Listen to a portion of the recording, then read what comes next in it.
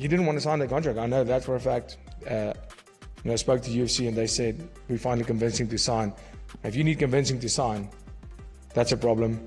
But I can't blame him. I'd also not want to fight me right now. It would be the smart move not to sign the fight. But, let's go. We are about 6 days away from UFC Fight Night, Dricus du Plessis versus Kamaru Usman. And this is honestly a sick main event. Like, this is one of the best. Like, this could be a borderline title fight. Like, with the storyline, with the African storyline. Like, like the whole Dricus Adesanya beef. Usman hates Dricus for that reason. But let's go through the full card. Because we need to do that. Oh, yeah. Khalil Brown T. Jr. had pulled out of the Abu Dhabi main event. So now Guskov is taking on Nikolai. I don't know why it wasn't freaking Blachowicz. Bro, Hunter Campbell, Dana White, what are y'all niggas doing, bro? Paulo Costa, freaking Jan Blachowicz. Hello? But anyway, let's go to du Plessis versus Usman. Fuck you. Fuck you. Alright. Without any eruptions now, let's get to this sick main event.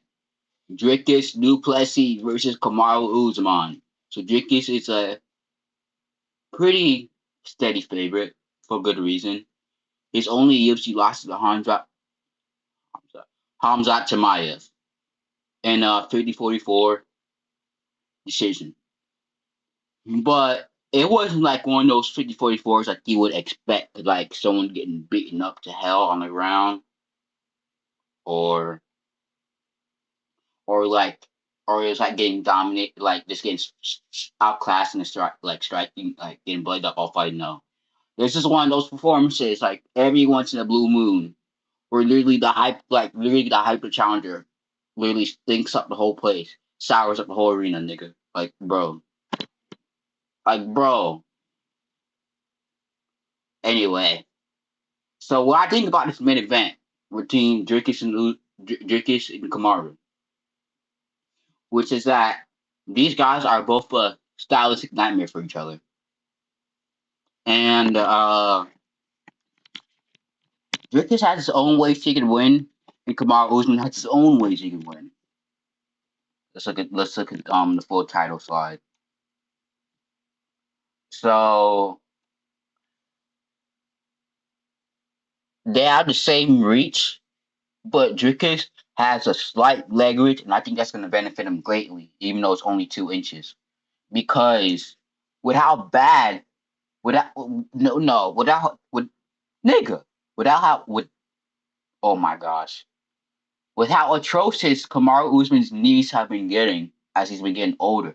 He's been publicly complaining how bad his knees have been hurting in the past. Like, that's gonna give Dricus the idea to use leg kicks. Like, say what you want about this nigga fight style, but he actually have a sneaky good high IQ. Even though this nigga fights like freaking Amanda Nunes while he's in the cage, bro. Like, are we just gonna ignore the fact this nigga posts WMA takedowns on damn near everybody? Like, we can't just ignore that, can we? No, we cannot. So I feel like that could get him taken down, but I don't think he's gonna get held down. And the reason for that is, does Kamaru Usman have the submission threat of like a Hamzat Chimaev? Absolutely not. Absolutely fucking not. He can hold people down and occasionally land good elbows, but other than that, he can't really do nothing. Nigga held down Joaquin Buckley. What's up? And people think he's gonna freaking smudge Dricus. Like, my nigga, no. Freaking Buckley got that nigga can't suffer takedown to save his fucking life. But yeah, so what I think is gonna happen in this fight is like it's gonna be like back and forth in the first. Usman's like trying to back him up with the boxing, trying to get him close to the fence, try to shoot him there, working the clinch. Cause you gotta take in a note that Usman has been working with Trevor Whitman. So they're gonna have a good game plan. But Dricus also has good game plans besides preparing for fights. my nigga. Besides not preparing for the crucifix, if I can continue speaking, but yeah, but Dricus also has really good game planning. I do think what he had failed in the Hamza Chimaev fight was not because he got held down. Like he was like not using any technical defense to get back up to his feet. Not cause like he was just bucking and bridging, bro, like a newbie would do. Like he was literally trying to brute force Hamza Chimaev off his body. Like and that's such uh, like it's a weird thing to see because like you can't just buck a bridge off like a freaking Hamzat Chimaev is on Makachev, like one of those types of grapplers. Like you just can't do it. They have a different type of pressure on the ground, and they have a different type of submission, different type of squeeze. Like them niggas, them Dag City niggas. But yeah, what I was saying was Usman trying to push Dricus up to the fence early, try to work in a clinch early, give him something to think about, and then I will look.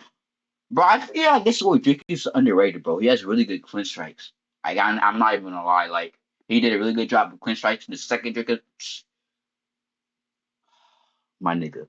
In the second Strickland fight, right he did a real good job with with the clinch strikes, with the elbows, the knees to the body. Like that's gonna be a real factor here because Kamaru Usman is gonna be a little bit tubbier at 185. He's a smaller 185er. Speaking of that, it's kind of like the Robert Whitaker, but I don't think Usman has the skills of today, like as Robert Whitaker has. Because like, yes, I know Robert Whitaker was a really small light heavyweight, but he still had the speed and the power. Like he hurt quite a lot of bow every hit he.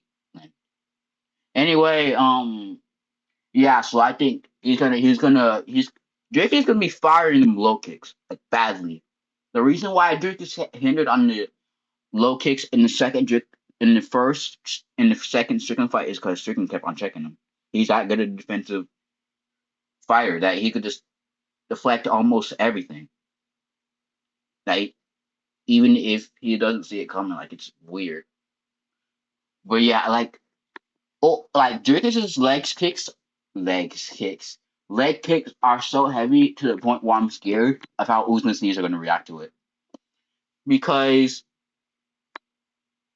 in the Buckley fight, when Usman tried to get off top of Buckley, he literally fell down, bro. Like that nigga literally fell down, like toppled like a skyscraper, like. And he sounds so emotional on the mic after too of the Buckley fight, but yeah, what I think Drake is gonna do is he's slowly gonna start working his way up top, like he did in Strickland fight. He's gonna fire low kicks, hurt Usman's knees, try to go for some ladder kicks. He has some weirdly good lateral kicks in those weird angles that he pulled on Strickland that look kind of goofy, but they hit with a certain thud. Like Dricus hits like Dricus is like a real middleweight. He's like bulky and stuff. I'm surprised somebody was able to hold him down the whole time. Like, and because of that, he has that like certain type of thud in his power. Like, I'm gonna call it just Gaethje power because like he doesn't have the one shot KO power to sleep somebody, but he'll like accumulate damage and then KO you or sub you. You know what I'm saying? So, um, so where am I going? Where am I going to go for this fight? Am I gonna? I'm gonna pick Dricus. Yeah, I'm picking Dricus, but am I going to go decision or late round TKO? Because I won't be surprised if Dricus finishes Usman late in this fight. Screw it. I'm gonna go Dricus by like round 3, round 4 TKO. I think the body kick is gonna be a real problem. The leg kicks, the high kicks, especially if if Usman has learned nothing and like swiping at the kicks the same way he used to when he was fighting Joaquin Buckley and Leon Edwards. That's always been a tendency for him. The duck down and swipe at the kick like it's a cheap kick. I'm like, nigga, bro. A shin is flying towards your head, and the best thing you can think of is duck down and try to swipe at it. Like, nigga, you're so stupid. Yeah, and that's also why I'm thinking Dricus because Usman cannot deal with head kicks like at all. That's that's exactly why he KO'd Edwards.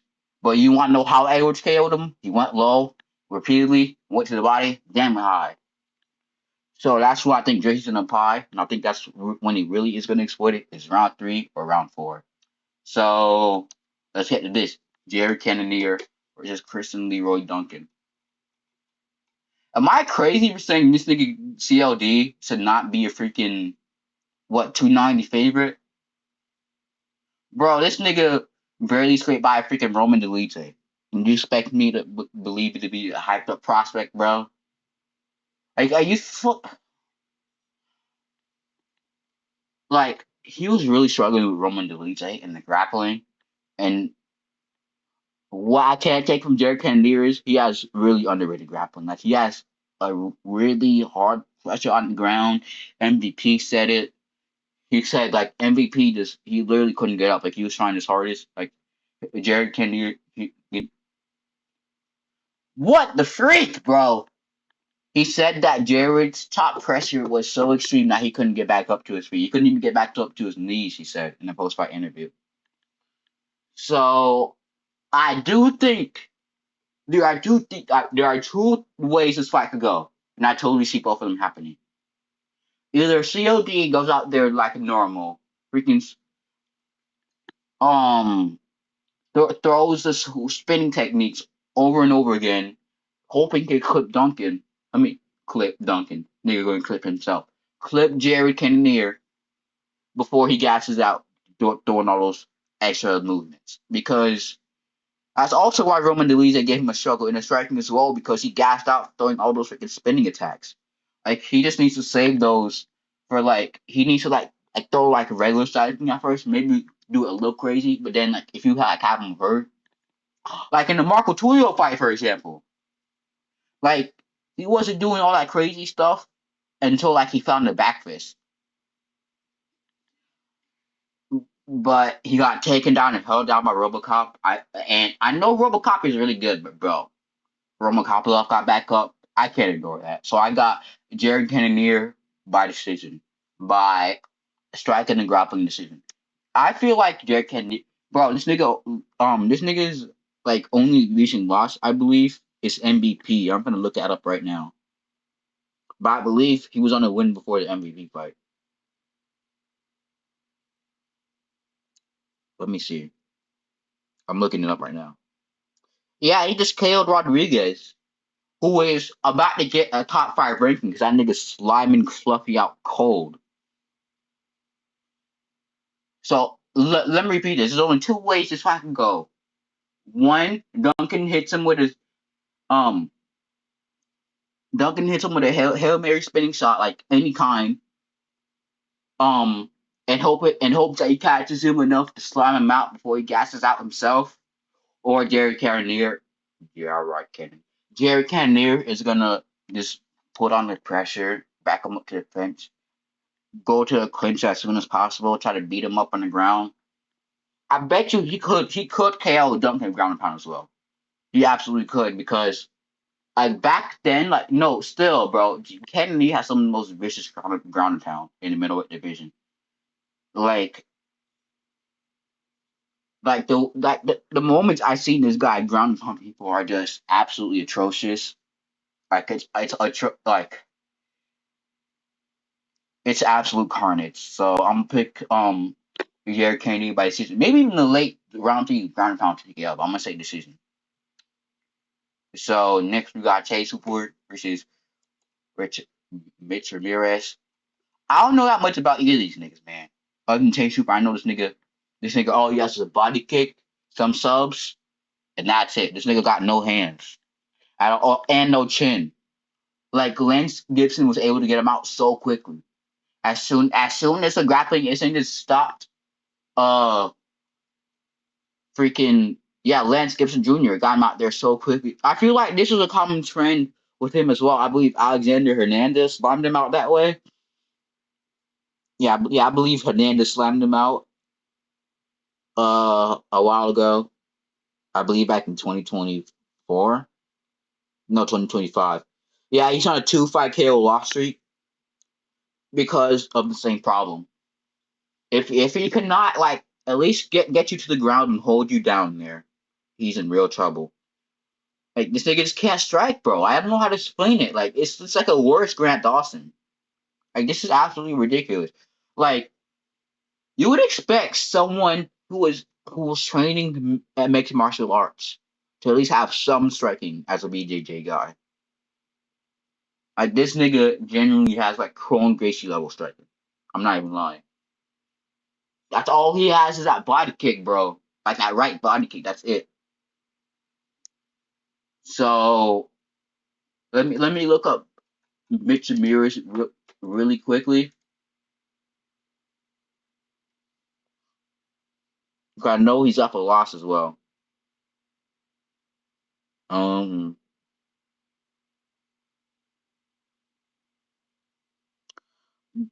yeah, he's on a 3-fight KO loss. No, not a 3-fight KO loss.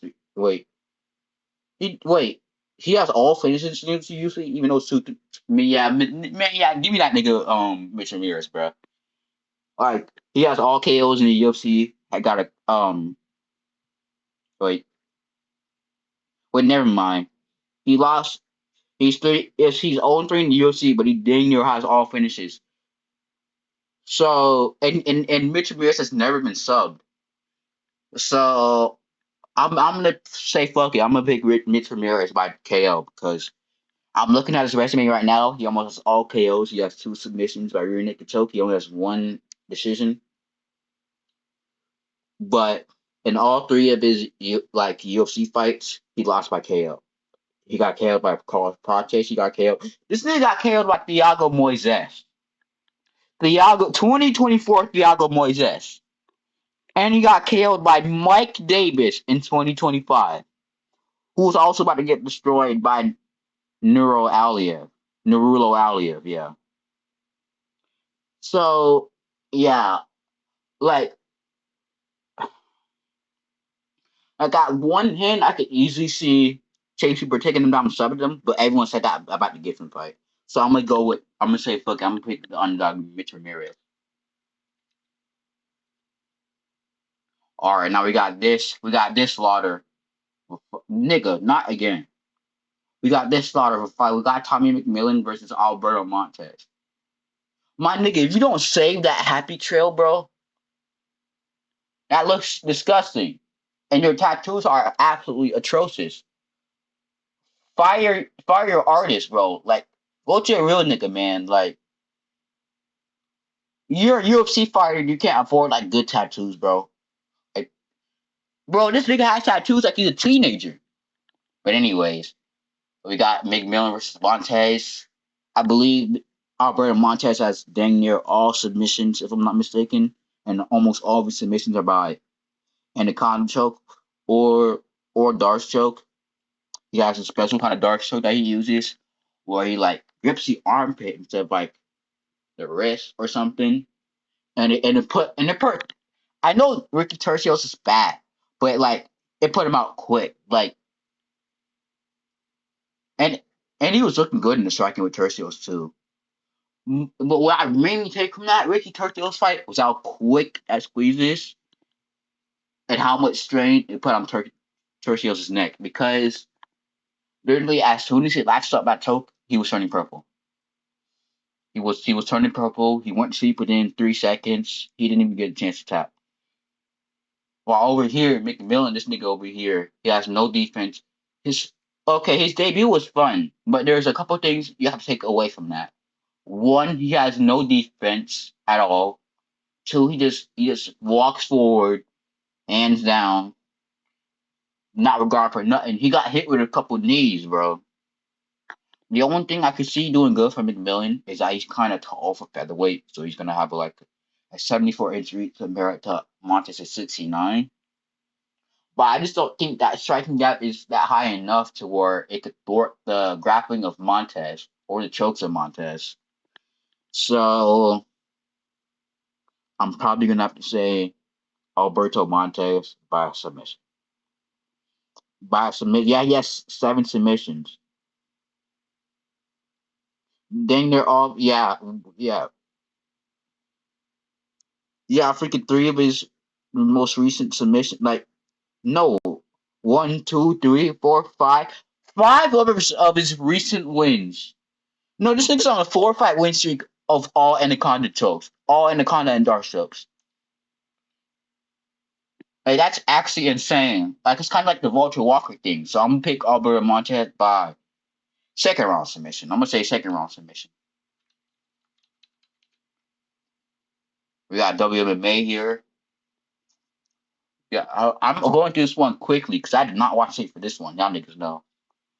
But Taprade Ricci, she's coming off a loss at Vina Jandiroba, which I honestly thought at first, I thought that freaking Vina Jandiroba won against McKenzie during 3-2. Like, very close. She was beating her up on the ground with ground and pound, and she was competitive on the feet, and she had a lot of control, but she has such a lack in the grappling that if I see Klein like fainting a couple of takedown attempts, I can see her reacting really badly, just accidentally backing herself up to the fence to get countered. Because I believe she did get KO'd by Firo, which I know Firo like has manpower at freaking Florida, but like, come on, man. Like, bro, France only has two number one contenders, bro, in the worst divisions: heavyweight and strawweight. Wait, is this the right division I'm talking about? Wait, Firo might be a bantamweight. Let me take that back on. Yeah, I know. Richie got KO'd by somebody. I just don't know who. How to how to look hard. She. Oh, she got. Oh, wait. Oh yeah, she did lose to Ferro. I think it was at bantamweight a while ago. She used to fight at bantamweight, got KO'd by Ferro. She moved down, went on like a 4 fight win streak. Lost again to Godinez by split. Beat Penton Hill. Lost to my nigga. Lost to Yan Zhaonan by decision, and then lost to Jandiroba by decision. So I know Klein. She looked really good against her fight against Angela Hill. I know she's a gatekeeper, but she was piecing up Angela. Yeah, I'm gonna go Fatima Klein. I think if she fakes some takedowns early, she's gonna have Ricky reacting horribly, and she's gonna be real hesitant on the striking. And I think Fatima Klein's gonna piece her up. I don't think she could KO her because Fatima Klein is small for strawweight, but I'm gonna go Fatima Klein by decision 28. We got Austin Vashi versus Jose Delgado. Jose Miguel Delgado. And Delgado is a slight favorite for good reason. He's KOs, but I believe he's only coming off of one decision over Andre Philly. Bro, this sport makes no freaking sense, bro. Because Philly got dropped Delgado, but freaking gets destroyed by freaking Vinicius Oliveira in the next fight. Like, he dang near beat Delgado, then he gets destroyed by Oliveira. But yeah, Jose Delgado. He got robbed clearly by Vincenzo Wood. I don't care what none of y'all niggas say, bro. That was a clear 29-28 for Delgado. I don't want to hear nothing about it from none of y'all niggas.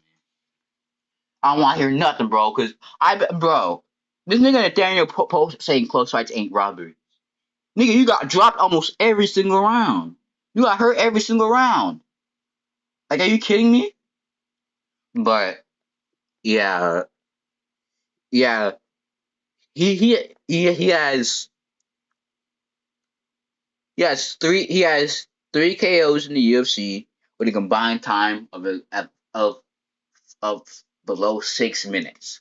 So Delgado's gonna look to be getting it done while the whole fight lasts. While Bashi, he said this himself. He's only gonna try to sub him in the first and second round, and like He's gonna try to sub him for sure. He's gonna try to sub Delgado for sure. Try to take us back. Try to probably open him up a ground and pound. But I don't think Austin Bashi has really any good wins in the UFC, if I'm not mistaken. Bro, I believe Austin Bashi only has like one in the UFC. Yeah, he lost to Christian Rodriguez by unanimous decision, and just subbed John Yanis, who just lost to McGee. So, like, if Austin Bashi can't get his grappling off early, he's gonna KO for sure. So, I'm gonna pick Jose Delgado by maybe late second round, early third round KO because I know Bashi's gonna give him problems grappling. We all can just admit it now. Like he's gonna give him real problems with that grappling. Probably take us back. Probably may slightly get mount. Maybe just escape in a half guard. But yeah, I think Jose Delgado my nigga. What the fuck? I think Delgado should survive because he's been through adversity before, and that's what I like to see from a prospect. So I'm gonna go Jose Miguel Delgado by either late second round or early third round KO or clear 30 clear 37, my nigga. Clear 30 to 27, my nigga. Jesus. Now for this, we got John Paul Labaziani. I think that's how it said Labaziani. And we got Xiao Xiao Qian Ho. If you know me, nigga, you know I really want to pick John Paul, bro. You know I want to pick John Paul, but Phil Rowe I know Phil Rowe is kind of good. Like people give him way less credit than he deserves. But come on, man, Phil Rowe is giving you decent trouble on the feet and on the ground, I believe as well. I'm not sure. Let me look up that Rowe fight one more time.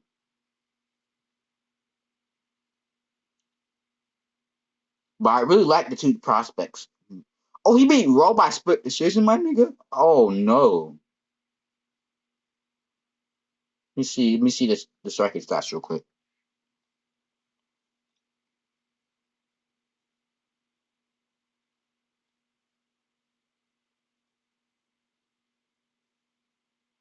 Yeah, I believe. Yeah, he barely scraped by Phil Rowe by landing one to do more dozen strikes. So, as sad as I have to say this, I'm gonna have to pick Shokan Ho. He has a really good ground game. He has pretty good striking as well. He has great power. And like I know John Paul was good, but Shokan Ho, Shokan Ho, man, he's just one of those random unranked Korean demons, bro. Like I don't even know how to explain it. Like I feel like you know what I'm talking about, but at the same time, you don't. Like, but he does have all decisions. So I am gonna pick Cole by decision. But I could say John finishing him late for some reason. I have no idea why, but I just have a weird feeling that John could finish him late. But yeah, I'm gonna pick Shao Kahn Ho by decision, 29-28. Where's this nigga picture at? Alright, we got Levi Rodriguez Jr. versus Felipe Franco. And I'll be frank with you, I ain't like what I seen from this nigga Felipe Franco when he fought freaking Mario Pinto. Yes, I know it's short notice, but come on, this nigga barely put up no fight. I believe he got either 30-26 or 30-25. I believe. I believed. I believe. I gotta look at the scorecards. Hold on, give me a second.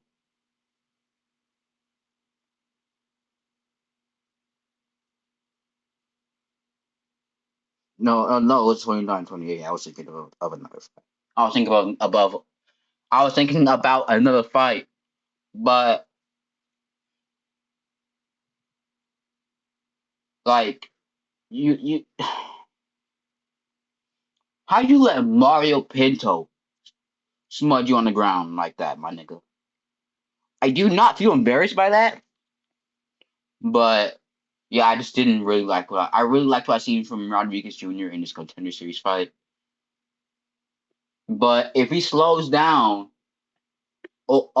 after the first, I do believe that Felipe could catch him. I do believe that because Felipe does have a lot of power. He's just green. He's just really green, and he got signed in the UFC. I believe a little bit too early. So I'm pick Levi Rodriguez Jr. Oh, and yeah, so I'm picking like nigga. I'm picking Levi Rodriguez Jr. by round 1 KO. He just has that great equalizer on the feet with that power. So I'm picking Levi Rodriguez Jr. Even though this nigga has no picture, I'm picking Levi. One is easiest pick, bro. Auden Correa versus Stuart Nickel, my nigga. I believe Stuart Nickel was on a 2 or 3 fight loss streak, if I'm not mistaken.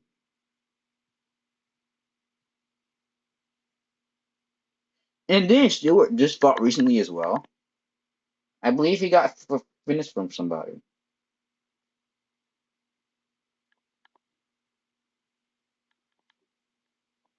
Yeah, he got KO'd by Costa at he got KO'd by Alessandro Costa, the mini freaking Diego Lopez at the Moicano vs Duncan Apex event. And he got a unanimous decision by Lucas Rocha,